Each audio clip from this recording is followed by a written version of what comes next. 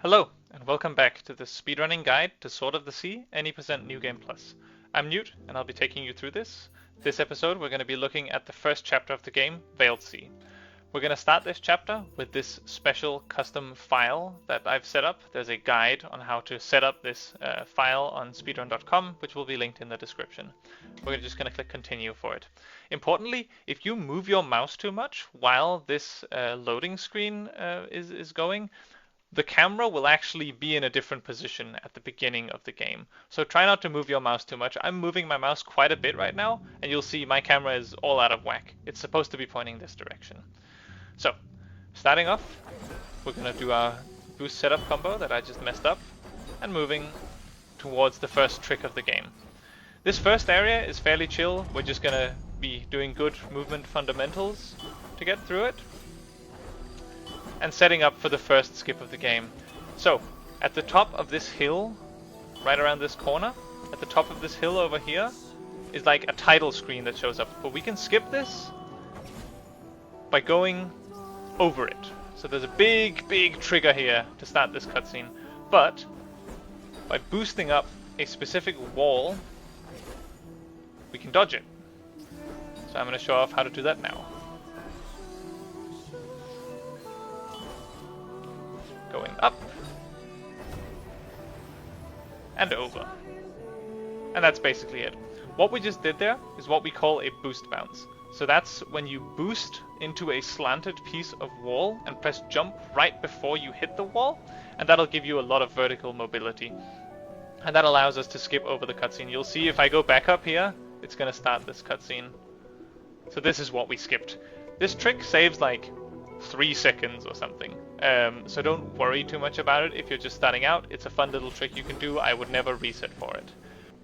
This next trick, however, I will reset for. I don't think you necessarily have to if you're starting out this game, but this one saves a lot of time and is fairly difficult. So, this is Merchant Skip. The intended path is that we go over there and through this sort of gate area to another canyon. But we're going to boost over to this bridge instead. This bridge is effectively out of bounds. You're not really supposed to go there, and there's nothing there. And it allows us to get under the map. But to get there, we need to do a really big boost launch off of a rock down here, off of a specific spot on that rock. So, I'm just going to go down and show you exactly what we're aiming for. So this is the rock, and the idea is that we hit this spot on the rock. You can see me gliding onto it there, right to the left of this sort of crack. You hit this, and you boost once you're on it, and you jump. And that'll give enough height and distance, if you approach it with enough speed, that you can go flying all the way over to this bridge here. So, showing that off.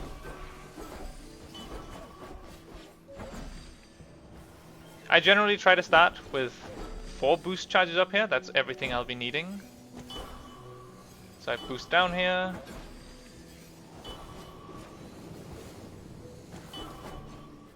And I go flying.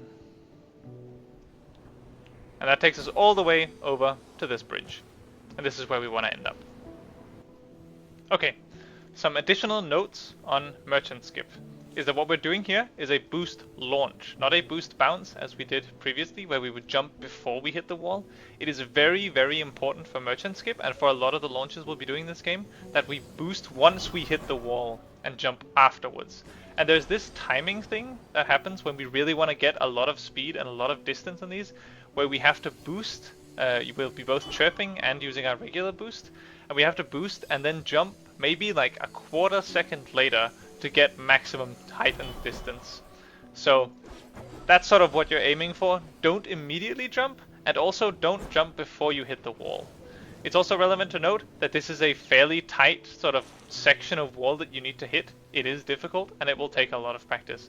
But luckily, there is a backup.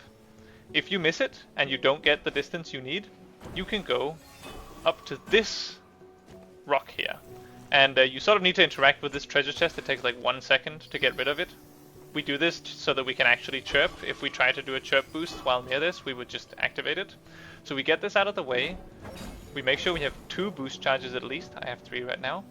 And then we boost and we jump with a charged jump to get over to this wall. And from there, we can do some boosts to climb up it.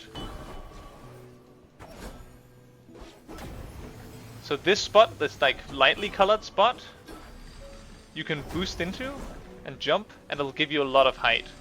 And that'll take you over here where you can boost up again. And that'll take you to the bridge as well. There are other spots on this wall that work. You can also sort of mess around with this brown part. There's like a lightly colored part over here that you can sort of stand on a little bit. And you can also get some boosts off of. It is just sort of like a clambering exercise of some sort, but really aiming for this at the beginning, boosting and jumping off of it, is the initial condition you need to make this work. And from there you can sort of finagle your way back up. So, what do we do once we're actually here? Now we're on this bridge in the middle of nowhere. Well, we can jump down here and go around. And you'll see there's just a hole in the wall here. We can go through. And this takes us under the map. And this takes us around a lot of the triggers. There's like a merchant cutscene you have to watch over here. So let's not go that way. Let's instead go this way. You can either do this next part from up here, or you can do it from down in the sand. I prefer doing it from down here. I find it a lot safer.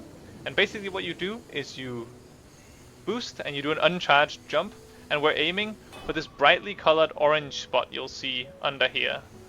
So boosting over here along this wall, and then orange spot, and I jump up to the right. Once I get down there, I jump up to the right. And now we're back inbounds, and it's really easy to clip back inbounds here. Pretty much nothing can go wrong if you follow the path I just showed you. And from here, we can boost once, charge a jump, and boost to get over here, and make it all the way to this roof where we activate this seed. So, this next area has some fairly precise movement, but it's also not too difficult to do. So we need to activate the 2 lanterns that are blocking for this ocean seed. And we need to do some specific movement on the last one that allows us to be as close to that seed as possible. So whenever I gain control here, I charge a chirp, I go to this side of the roof, I boost down, jump, boost up from here, and I make it through this window. And I can activate the first of the 2 lanterns here. This second part is a little more complex. Basically, when activating these lanterns, there is a small delay between activating it and the cutscene starting, and you can move with a water rail during cutscenes. So I'm going to be trying to activate this and then immediately water rail towards the gate here, so that I'll be close to the gate whenever my water rail ends. So usually you would be seeing it at this angle. So jump out here, charge a chirp, get close to this, activate it, and then water rail over, and we can drop down. And that puts us exactly where we need to be to activate this ocean seed. After getting the first ocean seed, we need to make our way as fast as possible to the opposite side of the map. And this is a part of the game where you can do a little more free movement, but there is a fastest route, and I'll be showing you that now. So we boost out of this church, go over to the right side here, and try to get a big boost off of one of these waves. The boost I got right there was really bad, but essentially you want to make it to this plateau, and if you get a really good wave, you can go even higher and even further. But from this plateau at least, we can make it up here and continue. And once we get down here, we'll be building a lot of speed and then looking for a sand dune to use for our next boost. So I found one, and that'll take me over the first sand wave, and then the second one will take me over the second sand wave. Now, all the waves down there aren't actually completely random, they're on cycles. So once you start getting a lot of reps in this section and getting consistent times, you'll see the same waves appearing in the same positions every time, and you can use that to create some semi-consistent setups. Obviously, if you miss one, you can always go up the ramp here, but it is usually faster to go up this way. Once you're here, if you don't get a big jump, you can use these sort of flowy waves here that are usually always there to make it onto this bridge. Or if you get a really good launch, you can just make it here either way. From here, we boost up to the next bridge. And then we need to make this jump, and we basically do that by boosting into the wall, jumping, and water railing up. I got a really high jump there, that doesn't normally happen, but you can water rail into this and use the vault after your water rail finishes to to get the final bit of height required. So let's try and show that.